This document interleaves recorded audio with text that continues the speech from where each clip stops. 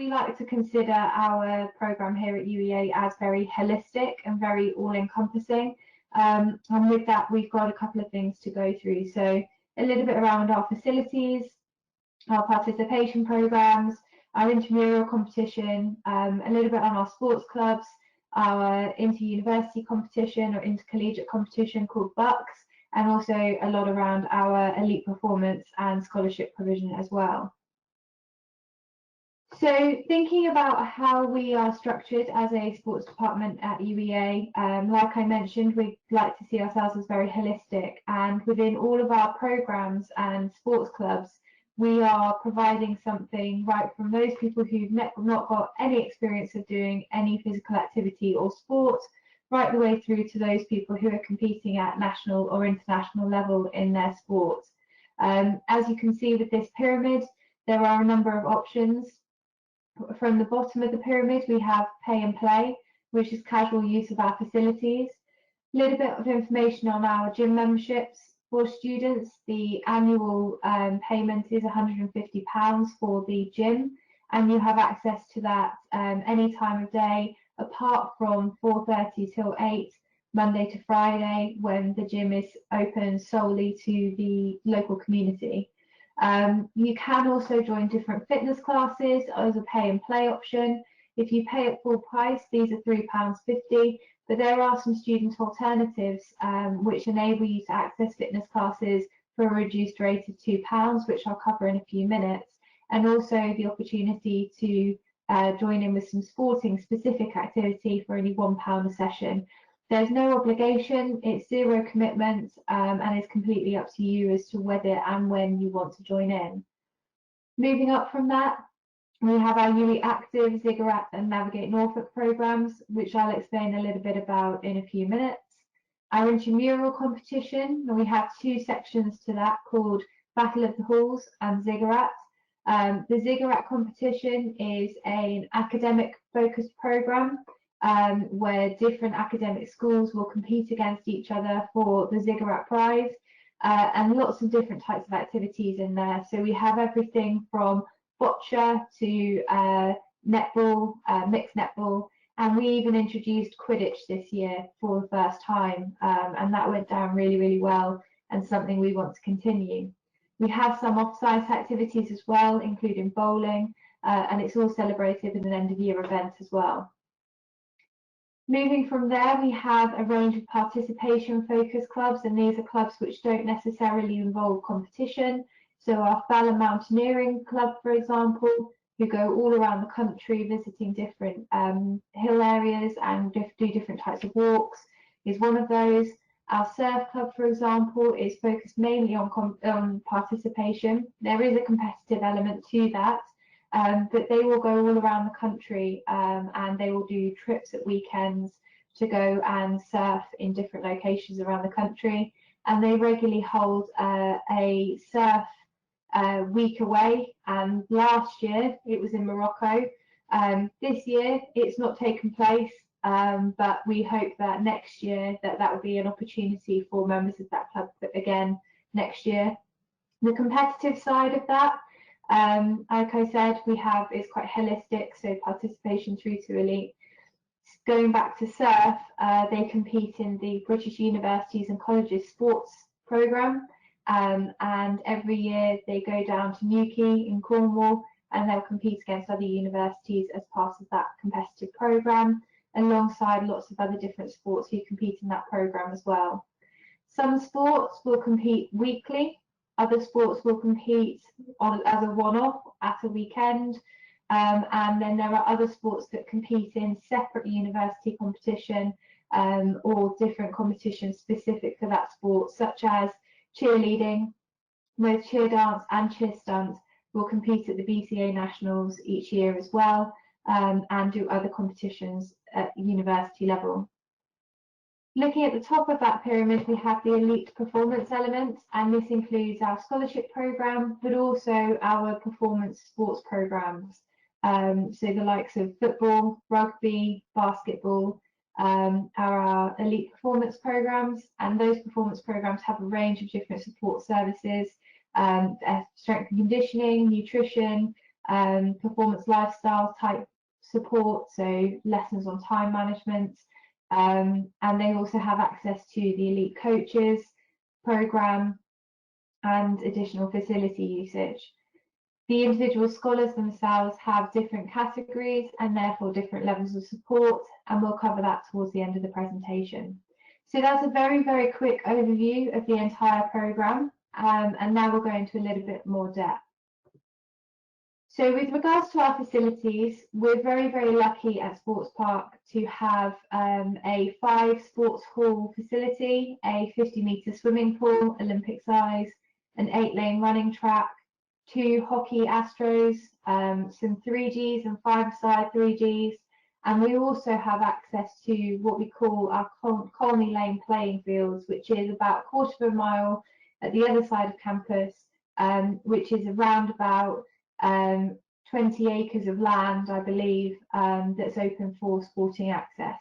And down there we have 3 football pitches, 2 rugby pitches, 1 American football pitch, 2 lacrosse pitches, 2 cricket pitches, an ultimate frisbee pitch, and a baseball and softball pitch as well. So it's a really big area, really big facility, and that's all used and accessible by students. There are opportunities for students to book other facilities on campus, such as lecture theatres or lecture rooms, where you can move the seating areas to the sides of those rooms, and therefore they're bookable for you to do different types of fitness activity.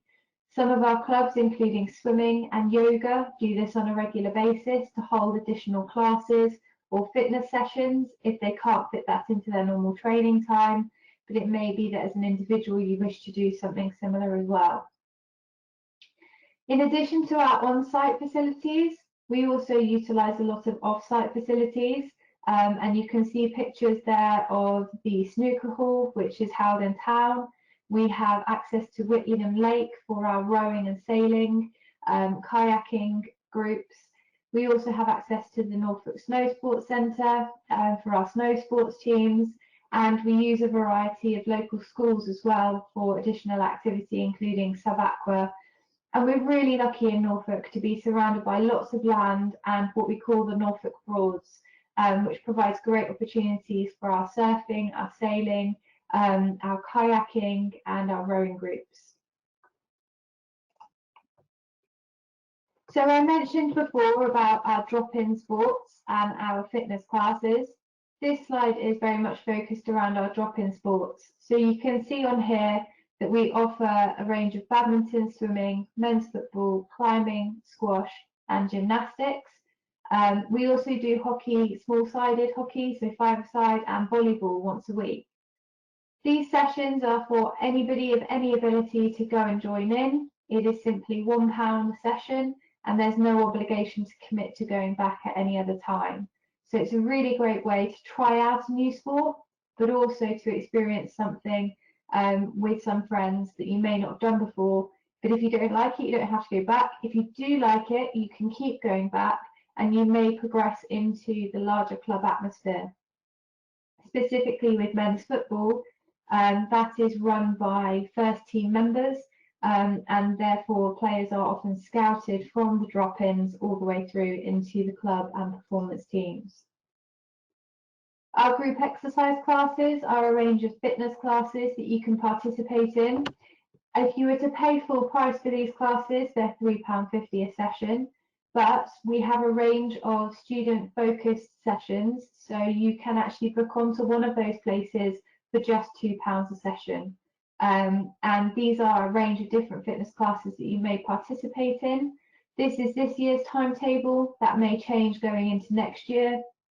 But all of the dance studio and the 2 halls that are mentioned on there, that's all based within the Sports Park facility, and your £2 gives you access into the centre as well in order to access those. As part of our participation programme, we also have something called Navigate Norfolk. This was a Sport England funded operation that we introduced last year, and it's a really great activity to be involved with. The concept of Navigate Norfolk is designed so that you can explore Norfolk with us, and we we operate day trips around the county for people to go on, and that's up to 52 people can go on those day trips. And we go places like Thetford Forest, we go to Cromer to see the seals, Horsey to see the seals and Cromer. And this year we also did a litter pick in Cromer, which was fantastic, really got involved with the local community. And it's a great way to go around and see Norfolk. In addition to that, we have a number of walking routes on campus, and you can see the map there stating active campus, and that shows all of the different walking routes around the site. Each of those walking routes is approximately 1.5 kilometres, but if you were to join them all up together, you obviously get lots and lots of other walking routes as well, and larger distances. You can walk them, you can run them, and there are waymarking posts throughout the site so that you can join in. We have since launched something called a Moves app, and the Moves app enables you to track your activity, your physical activity throughout the day, and that Moves app enables you to actually gain points, and points always mean prizes. So you can gain things like water bottles, salad pots from our local campus kitchen. You might get a UEA Moves hoodie, and things like that as your points progress. At the moment, with students unable to access some of the more materialistic things, our students, even though they're not on site, are still collecting those Moves points, and they're often donating money to charity on behalf of the Moves points that they're collecting, which is an initiative that we're really, really keen to promote further and in future. In addition to that, we also offer dog walking every Wednesday, and we work with a local company called Tom and Toto, who bring up to 13 dogs onto site every week, and our students can take those dogs for walks around the lake, and it's just a nice way to kind of escape the normal university life. And if you have pets at home, when you go to university, you may miss them quite a lot, so it's a good way to kind of re-engage with pets whilst you're away from home as well. So that's one aspect of leading into a couple of our more holistic areas. We operate something called our Volunteering Academy, which is an opportunity for students to gain employability skills whilst also being a part of sport at UEA. And within that Volunteering Academy, we have a range of roles. So the academic sports activators operate our Ziggurat programme, and within their School of Study, we'll engage other students from within that academic department to get involved in the different types of Ziggurat activity that we operate, such as trying to get your Quidditch team together. We also have halls activators, and our halls activators are located within one of the halls of residence, and they're about engaging people with the Battle of the Halls programme, which is also an intramural programme, and getting physically active. You can see a picture on there of somebody throwing some paint at people running towards them, and that was involved in our colour run. And the colour run was a mass participation activity that we ran in February, one of the last, admittedly, for this year, but hopefully it will be back next year. And that had over 500 students engaging within that. And the halls activators were really crucial, engaging people from their hall to come and take part within that programme.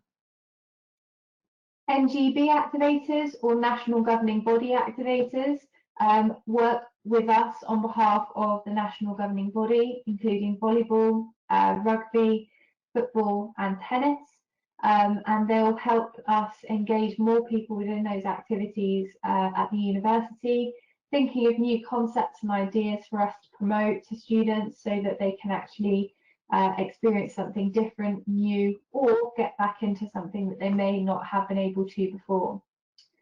The UEA Sport Ambassadors act on our behalf to promote physical activity across the campus. So we have some students that work with us to promote the Moves activity, to promote Active Campus, who support the dog walking, and also all of the other events and initiatives that we have at the university. And we also have club committee members.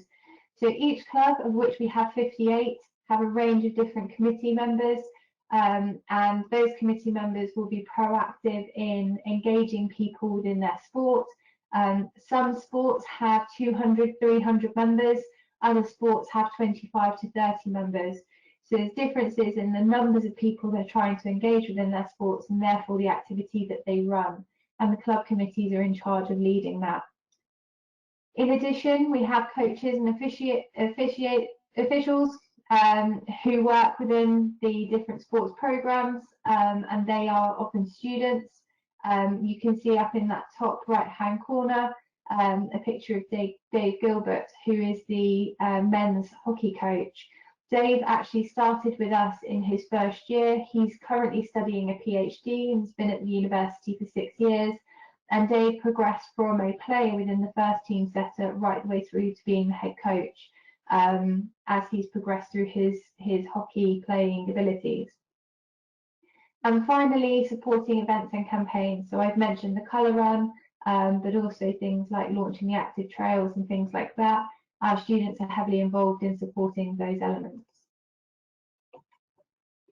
We're very, very big, and were awarded last year a celebratory award by the British Universities and Colleges Sports Foundation, a Physical Activity Excellence Award for engaging people within physical activity and doing it to a superior level. Some of the activities that we do include University Mental Health Day. So everything that we do for well-being is around engaging people for using sport for good. And as you can see on there, we've got things like dog walking, we've got competition, we've had the colour run, the day walks.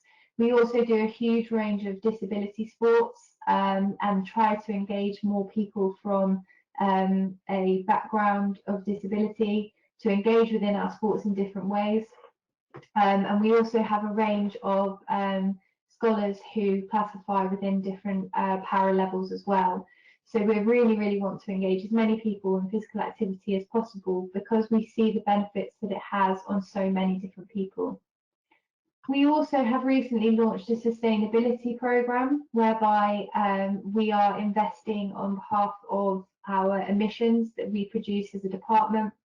Competitively, we travel all across the country, and in doing so, we clock up quite a few carbon miles. And in order to offset this, we've invested in a sustainability program whereby we are actually contributing financially to different charitable programs to offset against that. But we've also planted our own trees as well. This spring, we've planted 100 trees in order to offset our carbon emissions for the past academic year. And it's a great initiative to be a part of. It gets our students out and about to go and see those trees, helping us to plant them and actually being out in the open air as part of their wellbeing initiative. We run a huge number of events and campaigns as an institution, some of which you can see on your screen. The last year we raised over £12,000 for Movember, and that was a whole university effort. All of the sports clubs got involved with that and had a competition against each other to see who could raise the most amount of money, and that resulted in us being one of the biggest university contributors to that campaign last year. In addition to that, we host This Girl Can events, a range of other specific uni events, including Alumni Weekend.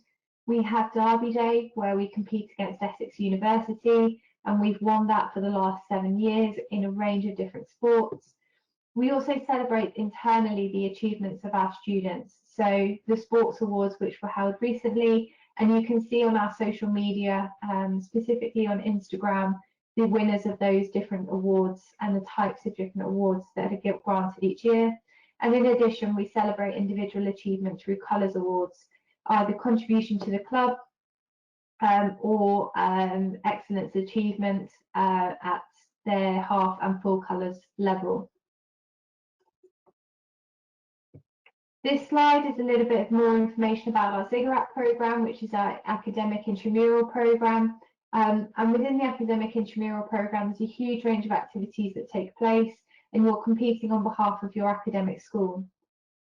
The big difference about this programme is that you'll actually compete with your lecturers, and you can see there Tamash, who's got bio, head of school on the back of his t-shirt, and Tamash is actually a leading researcher and lecturer in cancer studies, but Tamash is never not seen at the side of a pitch in Ziggurat. He's there for every single session. He's engaging with his students, and it's a really, really great thing for him to be a part of. To have somebody like that, and there is a representative from every single school, actually gives you that feeling of family that UEA is so proud of. And often some students sneak in a cheeky question about their lectures to the heads of school whilst they're there. This slide just showcases a little bit about the Battle of the Halls programme. It might come off as competitive in its name, but it's certainly not. It's all about getting participation numbers involved in different activities, and each hall is then rewarded for that in a variety of different ways. This year we held a roller disco and UV Zumba. We also had our colour run, but we also run a range of other activities as part of the programme, including yoga and fitness-based activities. This slide shows you the huge range of clubs that we offer at the university. Like I mentioned briefly before, we have 58 different sports clubs. They range from tap to yoga to snow sports to mountaineering, cricket, rugby, football, etc., all listed on here. And each club has its own attributes. In order to join a sports club at the university, there is a minimum payment that this year was £55, and that's called Sports Association membership. And that enables you to access your coaching, your facilities, your different activities that you might do as a sport, but also supports you for other things such as trips, insurance, and any form of injury that you may incur. In addition to that, every sport then has its own individual costs. The reason for that being is that different sports cost different things. So for example, your yoga membership may be around £15 for the year, but your swimming membership may be closer to £45 or £50 for the year. The different activities that you'll participate in within those clubs are what that money is then spent on. So each individual sport has its own cost. You can find out lots more about these different sports at the start of the year during what we call the sports fair, where all of the different clubs will be represented by different members of their committee, and they will be able to tell you what it's like to be a part of that sports club and tell you more information on how you can join. For some sports, yes, there will be trials. For others, it will just simply be a case of turn up to a session and have a go. All of these sports clubs will offer taster sessions at the beginning of the year. So the first 2 weeks of the year, everything will be completely free of charge for you to go and try that sport. There therefore is no obligation that if you do not enjoy it, for you to stay. If you know that you want to be a part of a sports club and you think that that sports club may have trials, so there are some sports here which actually are very competitive to be a part of a team with, they will have trials. Very often they will ask you to join a club ahead of those trials in order to showcase your commitment, but there is no obligation to do that if you are simply joining as a participant and looking to get involved with a sport for the first time.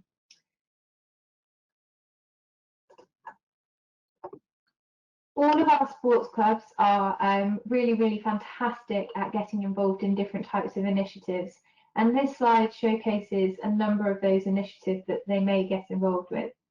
So each club each year will do a campaign on one of these areas.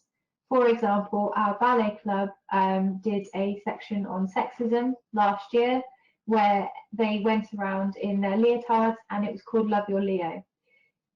This was a nationally acclaimed and recognised programme for which they were actually up for a Bucks Award, but also that was taken further into being a nationally recognised Telegraph Award as well. So there are some fantastic things that the students can get involved with and be creative around engaging with these different types of initiatives. Our sports programs are growing in success. For those that compete within the BUCS program, last year we had 45 teams. We placed 38th out of 140 teams within, or universities within BUCS. That actually for us was a 9-place rise on the previous year, and a difference of around about 700 points, which was a huge coup for us as a university.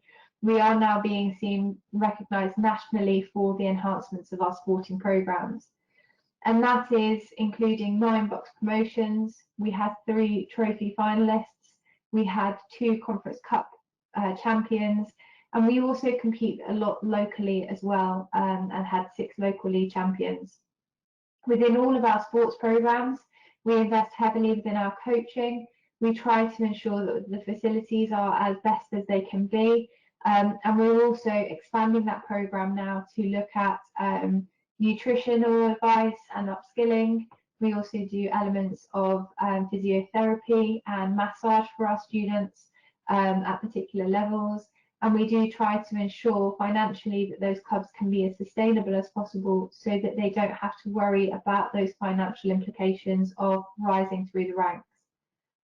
A couple of pictures that you can see on here include our men's football team, who had their most successful year ever in 2018-19, and they won 3 local cups. They were promoted within their BUCS league, and they made the finals of the Conference Cup. Our women's volleyball team, who made the Student Cup finals and came second, and also then came second at the Trophy BUCS finals. Our American football team, who were promoted to the Premiership in 2018-19 and kept their place for the 2019-20 academic season, and are our highest ranked BUCS team.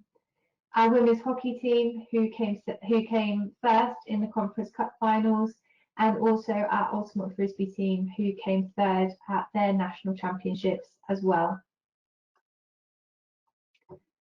So some of those students who are participating in their competitive programs, and others who compete within sports that we don't compete in as a university, can be recognised within the scholarship programme. And here you can see that there are 3 tiers to that programme. The 3 tiers are open to all undergrad, postgrad, home and international students, and range from developing excellence, where there is no financial incentive, through to elite, where there is up to £1,500 bursary each year. All of our scholarships then have gym membership included. So I mentioned earlier about gym memberships being approximately £150 for the year. The Sports Association membership, which all students must have, which is approximately £55 a year. A range of different workshops, strength and conditioning, physiotherapy support, kit, and lifestyle support as well. Now we know that transition from school to university can be very tough, and between universities as well can be quite tough. So the lifestyle support for us as an institution is incredibly important, and each scholar is supported on a one-to-one basis. At present, we have 58 sports scholars at the university, and we are currently going through the process of nominating scholars for the 2020-21 academic year. So if you are looking to come this academic year, please make sure that you get your scholarship application in online by the 29th of May. And the application can be found online at UEA.ac.uk/study/scholarships. Some of the scholars that we have on the programme are competing at local level, and developing excellence level is kind of your local regional level. Developing excellence scholars are often those that we see with a lot of talent who have that opportunity to progress, but haven't necessarily had the opportunity to do so. Our excellence scholars are usually national level athletes, competing all around the country, whichever home country that is. And then also our elite athletes are those that are at international level. That varies between sports. because, for example, an international footballer for England won't necessarily be able to go to a university. So therefore, we look at our elite program focusing on those at step 3 and above, our excellence program at those competing at step 5 and above, and our developing excellence program at those at step 7 or above. Information that's sport specific can be found on the website under eligibility criteria. If you go to uea.ac.uk/study/scholarships, you select the sports programs. If you click through on there, you'll find an element that says eligibility criteria. If you click on there, it will show you what that looks like. Some of our scholars progress through the stages whilst they're at the university as well. So it may be that you start as a developing excellence scholar in your first year, but you may progress through to becoming an excellence scholar in your second or third year. Similarly, if you don't fulfill your expectations as an elite scholar in your first year, it may be that we reassess your position and drop you down into either the developing excellence tier, the second or third year, as different scholarships are only awarded on an annual basis.